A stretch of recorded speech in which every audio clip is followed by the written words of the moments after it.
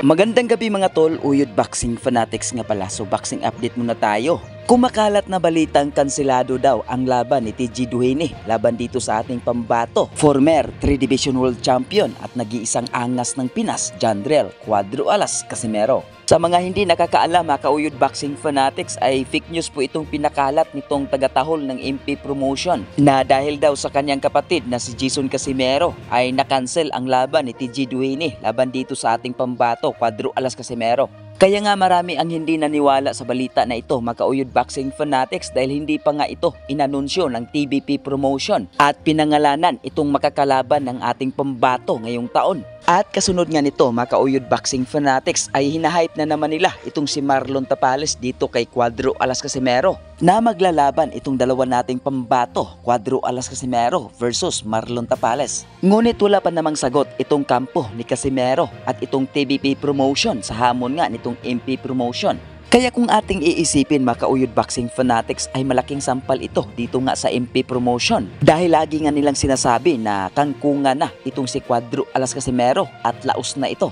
Ngunit sila naman ang panay habol dito kay Casimero at ilang beses itong linigawan na babalik dito nga sa kanilang promosyon. At ngayon, hinahype na naman nila si Marlon Tapales laban dito kay Casimero. At update naman tayo dito nga sa world rankings sa Super Bantam ay nananatili pa ring rank number 3 itong ating pambato, Jandrel Casimero. At ang number 2 nga dito ay itong si Luis Pantera Neri at ang number 1 dito itong si Naoya Inoue. At number 6 naman itong ating pambato, The Nightmare Marlon Tapales. At pagdating naman dito sa ranking sa Pilipinas dito nga sa Super Bantam sa Boxrec ay nananatili pa ring number 1 na pinakamalakas itong ating pambato, Jandrel Cuadro Alas Casimero.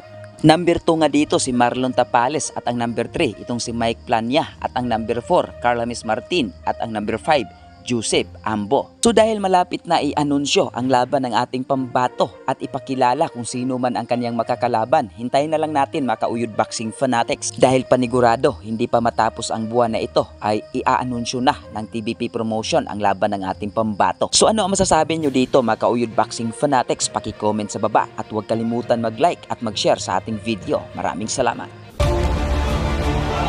Oh, Casimero got him. He's got him with a what now? He's given it. He's got him with a body shot, was it? No. And he's in trouble. All over the place. He's in real trouble. He's got to buy some time here and make Casimero miss. Casimero needs to pick his punches, and he can't find the clean shot, and he falls down. Is he okay? Casimero wants to finish it right here, right now, and finish. Yo! Cuadro Alas 3-time world champion ng angas ng Pinas, Batang Ormoc, Jandrel Casimero. Guys, kung bago lang kayo sa YouTube channel na to, Uyod Boxing Fanatics, so ano pa hinintay nyo? Mag-subscribe na! Let's go!